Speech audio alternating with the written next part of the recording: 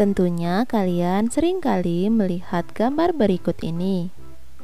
Lebah merupakan salah satu serangga yang sering hinggap di bunga-bunga yang indah. Mengapa lebah suka hinggap di bunga? Ayo kita cari jawabannya dalam video berikut ini. Perkembangbiakan pada tumbuhan secara generatif. Perkembangbiakan tumbuhan secara generatif merupakan perkembangan yang terjadi melalui proses peleburan sel kelamin jantan dan sel kelamin betina. Bunga adalah alat perkembangbiakan pada tumbuhan. Alat kelamin betina pada bunga disebut putik, sedangkan alat kelamin jantan pada bunga disebut benang sari. Inilah bagian-bagian pada bunga. Yang pertama adalah mahkota bunga. Yang kedua, kepala sari. Yang ketiga, benang sari. Yang keempat, kepala putik. 5, tangkai putik. 6, bakal biji. 7, tangkai bunga. 8, dasar bunga. Dan yang terakhir adalah kelopak bunga. Lalu apa saja ya fungsinya? Coba silahkan kalian cari tahu bersama teman-teman. Proses perkembangbiakan generatif pada tumbuhan dimulai dengan terjadinya peristiwa penyerbukan, yaitu jatuhnya serbuk sari pada kepala putik. Kemudian terjadi peristiwa pembuahan, yaitu serbuk sari atau sel kelamin jantan melebur dengan sel telur atau sel kelamin betina. Peristiwa selanjutnya, pembuahan ini menghasilkan sigot. Sigot tumbuh menjadi embrio atau tunas tumbuhan di dalam biji. Biji tetap berada di dalam buah. Biji yang ditanam akan tumbuh menjadi tumbuhan baru. Tumbuhan baru akan tumbuh menjadi tumbuhan dewasa. Tumbuhan dewasa berbunga dan menghasilkan biji kembali. Itulah proses perkembangbiakan generatif pada tumbuhan. Jenis-jenis penyerbukan pada bunga. Berdasarkan jenisnya ada 4 jenis penyerbukan.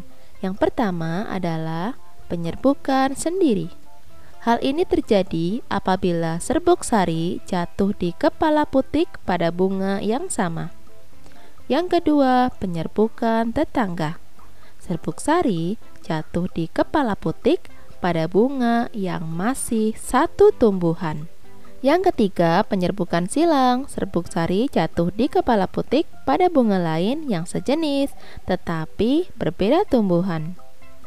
Dan yang keempat adalah penyerbukan bastar. Serbuk sari jatuh di kepala putik pada bunga yang berasal dari tumbuhan yang berbeda varietas atau jenis. Perkembangbiakan tumbuhan secara vegetatif. Perkembangbiakan vegetatif merupakan perkembangbiakan tanpa adanya peleburan antara sel kelamin jantan dengan sel kelamin betina. Vegetatif dapat terjadi secara alami serta buatan. Perkembangbiakan vegetatif secara alami yang pertama adalah tunas.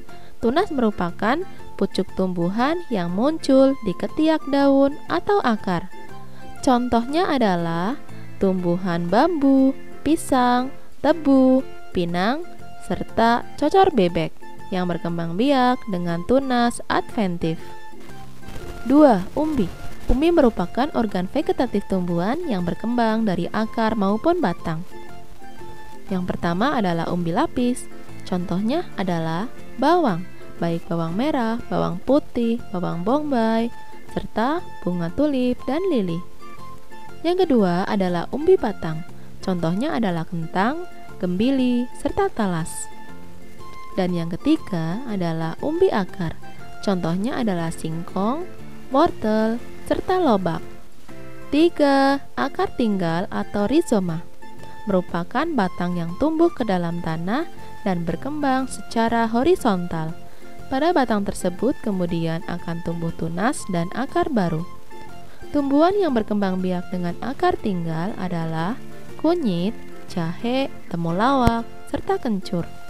4. Geragi atau stolon Geragi merupakan modifikasi batang yang tumbuh menyamping dan di ruasnya tumbuh calon tanaman baru. Perbedaannya, jika geragi, batang menjalar di atas tanah, sedangkan stolon, batang menjalar di bawah tanah. Tumbuhan yang berkembang biak dengan geragi atau stolon yaitu arbei, stroberi, rumput teki, pegagan, serta eceng gondok. 5. Spora. Spora merupakan perkembangbiakan vegetatif dengan cara pembentukan kantong kecil berisi materi genetik yang dapat bertahan dalam keadaan kritis. Contoh tumbuhan yang berkembang biak dengan spora adalah lumut, jamur, serta paku-pakuan. Apa saja ya tumbuhan yang berkembang biak dengan cara vegetatif buatan? Simak pembahasannya pada video selanjutnya. Terima kasih sudah menyimak video ini. Sampai jumpa lagi. Dadah.